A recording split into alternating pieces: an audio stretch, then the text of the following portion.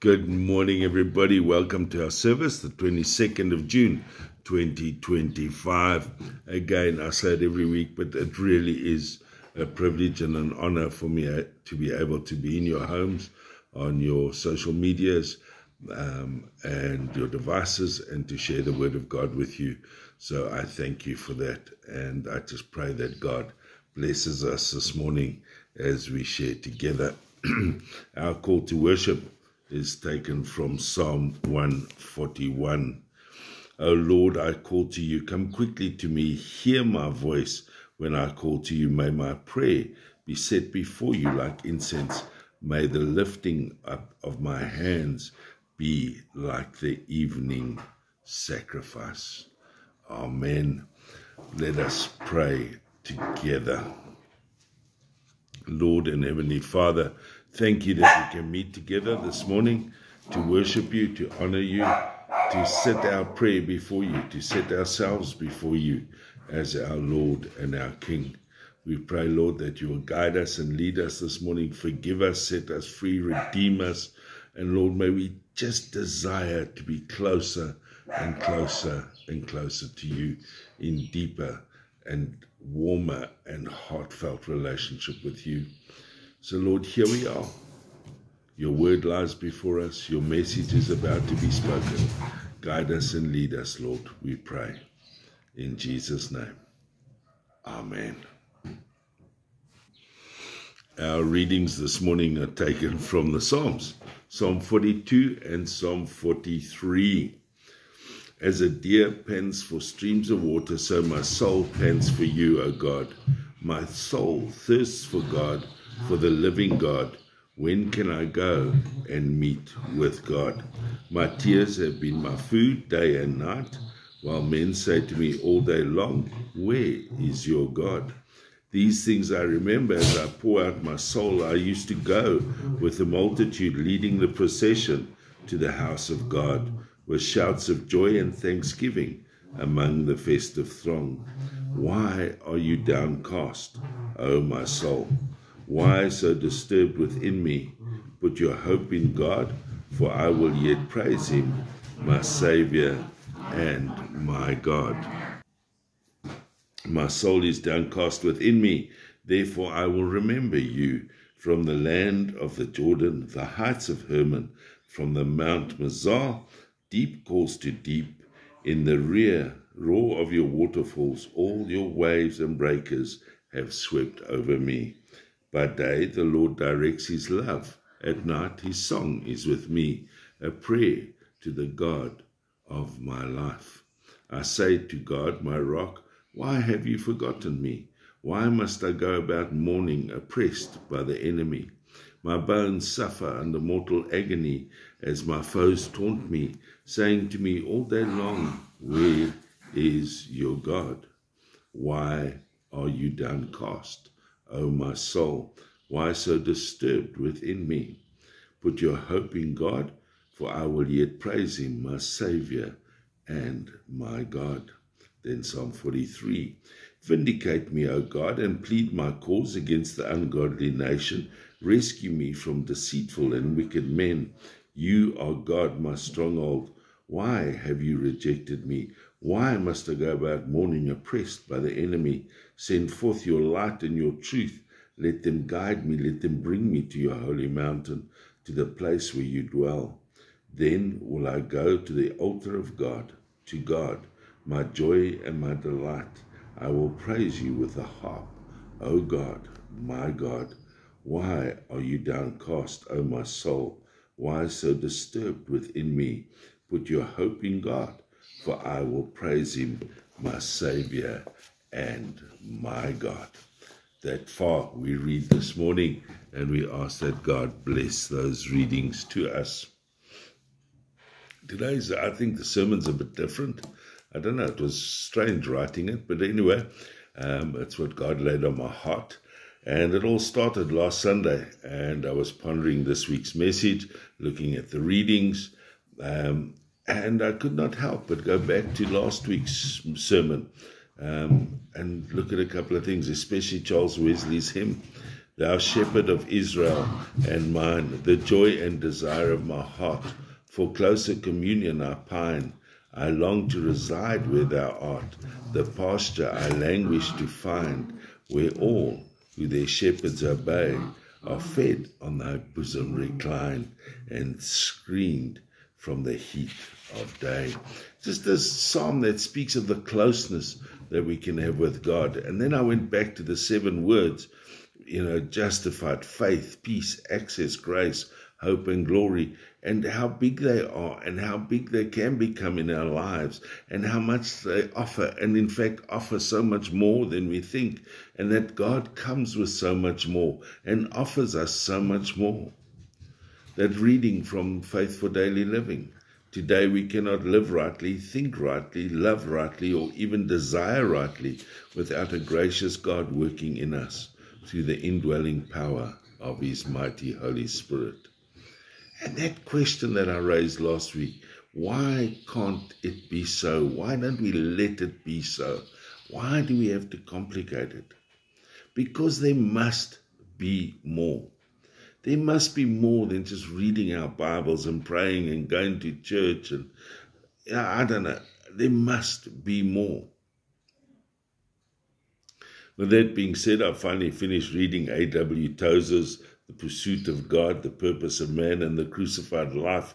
Brilliant, brilliant, brilliant stuff. I'd encourage everybody to read it. Well worth a read. It's a tough read, but it's highly recommended. And then I started, this is all going through my head. Then I started to read The Sacred Romance, Coming Home to the God Who Pursues Your Heart by John Eldridge and Brent Curtis. And I'd like to share a few thoughts with that. This is all feeding into Sunday's reflection and all this sort of stuff. The Sacred Romance, and don't panic, we are going to get to Psalm 42 and 43 eventually. The Sacred Romance starts with a quote from A.W. Tozer. Thirsty hearts are those whose longings have been wakened by the touch of God within them. There's that picture again. There must be more awakened within us. It's a hard thing.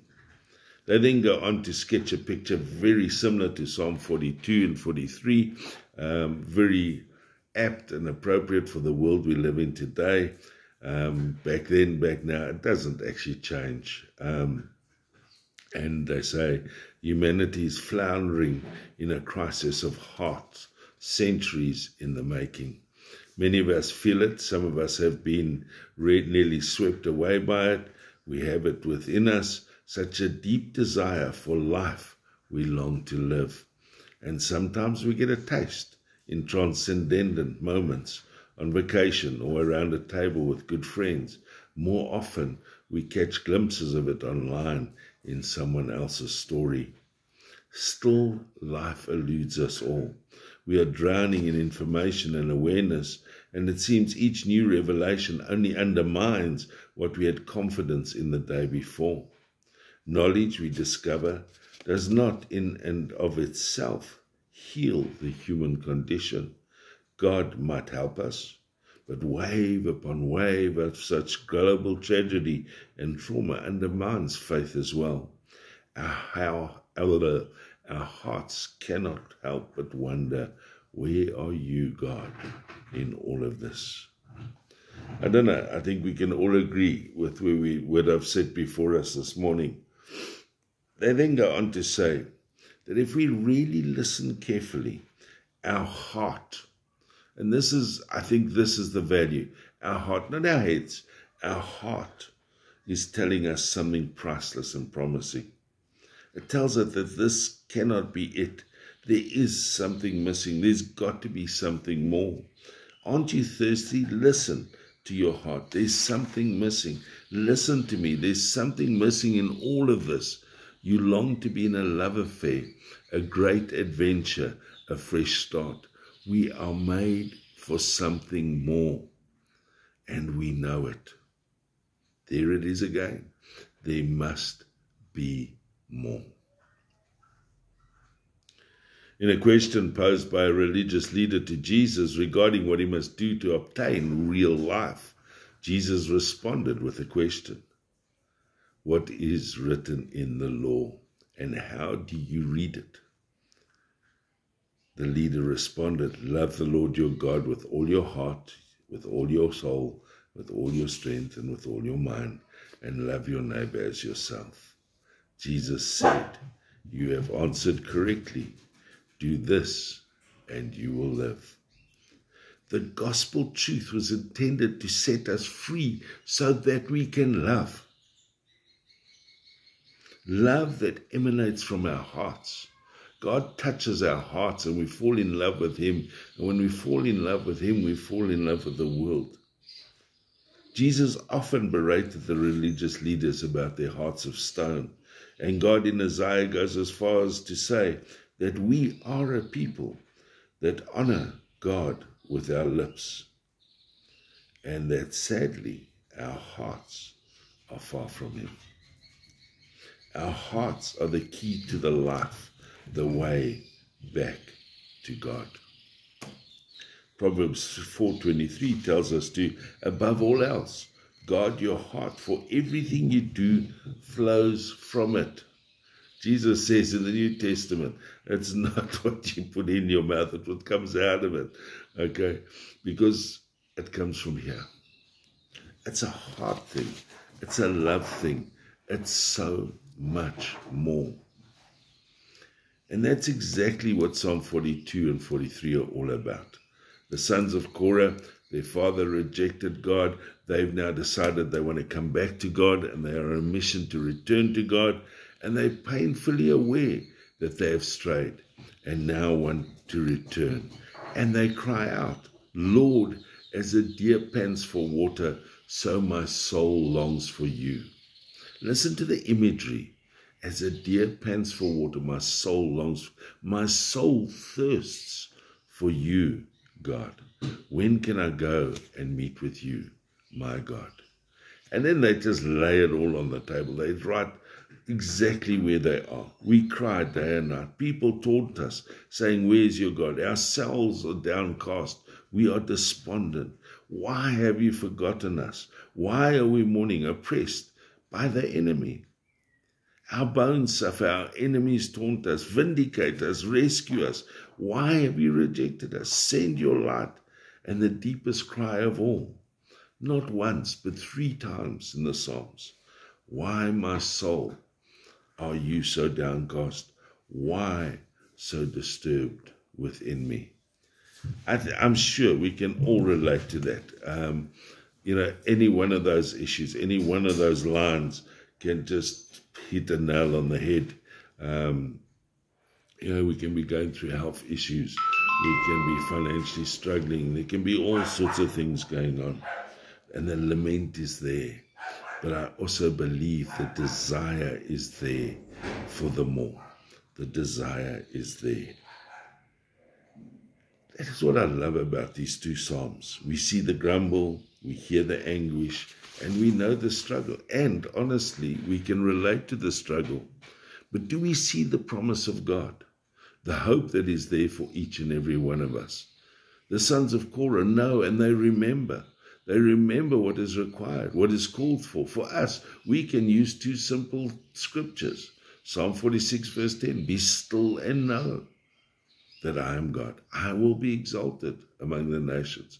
Be still and know. Matthew 6:33, seek first the kingdom and his righteousness, and all these things will be given to you as well. There's the instruction. There's the desire. You want more? That's where we got to go. Pant, thirst, seek.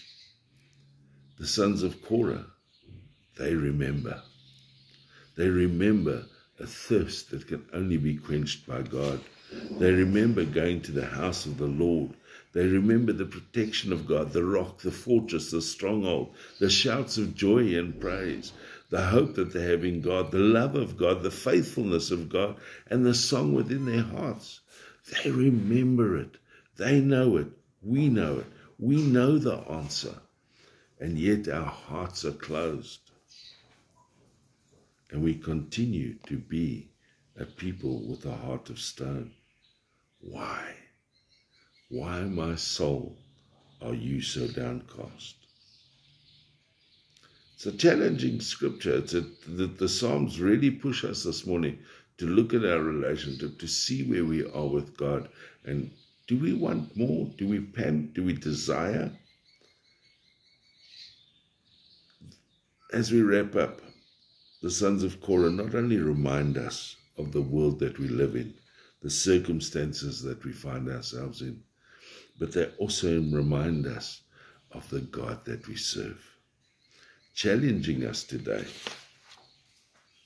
to put our hope in God, to praise Him as our Savior and our God, to put Him where He belongs, to raise Him up. To God be the glory, that picture. We need to get back there. And it begs the question, where are we today? Why are we so downcast that we cannot see the wood for the trees, so thirsty and hungry for answers, so overwhelmed? Why?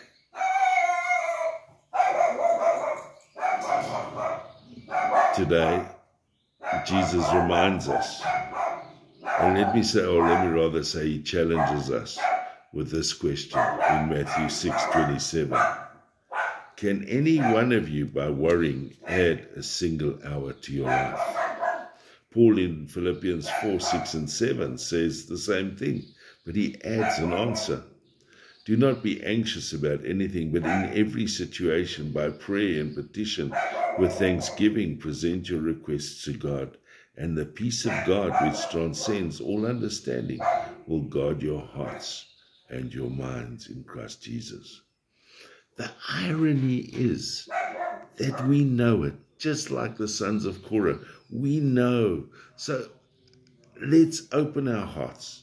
Let's come thirsty as a deer pants for water, and let's seek and be still, because we serve a living God. Let's open our hearts so that God can fulfill the promise of Ezekiel 36:26. I will give you a new heart and put a new spirit in you. I will remove from you your heart of stone and give you a heart of flesh. And I will put my spirit in you and move you to follow my decrees and be careful to keep my laws, because there is just so much more. Because there is rest for our souls. Jeremiah 6:16 simply says, this is what the Lord says. Stand at the crossroads and look. Ask for the ancient paths. Ask where the good way is and walk in it, and you will find rest for your souls. Let God fulfill that promise in you today, because there is just so much more. Amen. Let us pray. Lord and Heavenly Father, we are a stubborn people. Your scriptures tell us that. Your scriptures remind us of that. We are just so stubborn. Lord, create within us a new heart, a heart of flesh, a heart that loves not only you, but loves our neighbor. Lord, thank you for your word and your message this morning. Thank you for guiding us, feeding us and sustaining us. But by your word, by faith, we walk in Jesus. Lord, we thank you.